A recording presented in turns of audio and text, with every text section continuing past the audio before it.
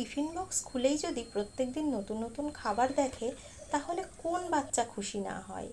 কিন্তু এর জন্য প্রত্যেকদিন নতুন নতুন খাবারের চিন্তায় মায়েদের রাতের ঘুম থাকে না।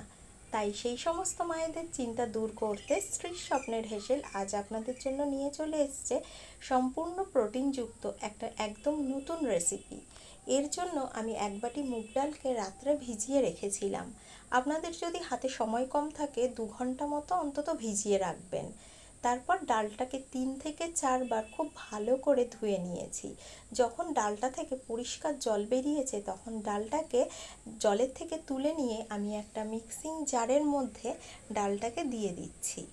মিক্সিং জারে দেওয়ার পর এর মধ্যে আমি দিয়ে দিচ্ছি 2টো কাঁচা লঙ্কা আর দিয়ে দিচ্ছি কয়েক টুকরো আদা। লঙ্কাটা আপনারা আপনাদের স্বাদ অনুযায়ী দেবেন। আমার বাড়িতে লঙ্কাটা খুবই কম খাওয়া হয়, সেই জন্য আমি মাত্র 2টো দিয়েছি। আর যেহেতু বাচ্চার জন্য বানিয়েছি তাই আমি লঙ্কাটা একদমই কম ব্যবহার করেছি। এবার এই উপাদানগুলো দিয়ে আমি একটা স্মুথ পেস্ট বানিয়ে নিচ্ছি। এবার এই পেস্টের মধ্যে আমি দিয়ে দিচ্ছি ধনেপাতা কুচি।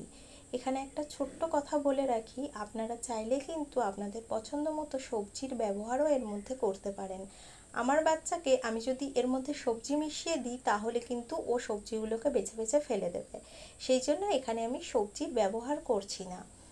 তারপর এর মধ্যে আমি একে একে মিশিয়ে নেব একদম ঘরে থাকা সামান্য কিছু উপকরণ, যেটার মধ্যে আছে 1/2 চামচ মতো হলুদ গুঁড়ো, 1/2 চামচ মতো লবণ, আর ভেজে রাখা জিরের গুঁড়ো, সেটা আমি 1 চামচ মতো ব্যবহার করছি। আর দিয়ে দিচ্ছি 1/2 টিস্পুন মতো হিং। মুগ ডালের মধ্যে হিং দিলে ডালের গন্ধটাই পুরোপুরি পাল্টে যায় আর সেটা খেতে অত্যন্ত সুস্বাদু হয়। এবার আমি এগুলো দিয়ে একটা স্মুথ ব্যাটার বানিয়ে নেব। তবে ব্যাটারটার ঘনত্ব কিন্তু ঠিক এরকম হবে, একদম পাতলাও না আবার ভীষণ গাঢ়ও না। তারপর একটা ফ্রাইং প্যানের মধ্যে একটু অয়েল ব্রাশ করে নিচ্ছি। এর জন্য খুব বেশি তেলের প্রয়োজন হয় না, জাস্ট একটু ব্রাশ করে নেব। এরপর এর মধ্যে একটা গোল হাতার সাহায্যে 1 হাতা মতো ব্যাটার তুলে ঠিক হাতার পেছন দিয়ে আমি আস্তে আস্তে ঘুরিয়ে এটাকে একদম সার্কেল করে নেব।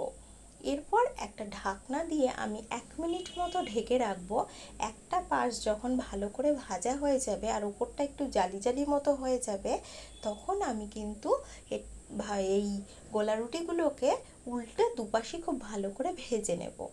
এরপর এটাকে আমি নামিয়ে নিচ্ছি। এরকমভাবে আমি আরও বেশ কয়েকটা রুটি বানিয়ে নিলাম। এগুলোকে আমি কি নাম দেব ভেবে না পেয়ে গোলা রুটিই বলছি, কারণ সাধারণত গোলা রুটি আমরা এরকমভাবেই বানাই, যদিও তার উপাদানগুলো আলাদা থাকে। এই রেসিপিটা যদি আপনাদের ভালো লেগে থাকে তাহলে অবশ্যই চ্যানেলটিকে সাবস্ক্রাইব করে পাশে থাকবেন। আর ভিডিওটা পছন্দ হলে অবশ্যই একটা লাইক করবেন এবং কমেন্ট দেবেন, আরও এগিয়ে যেতে সহযোগিতা করবেন।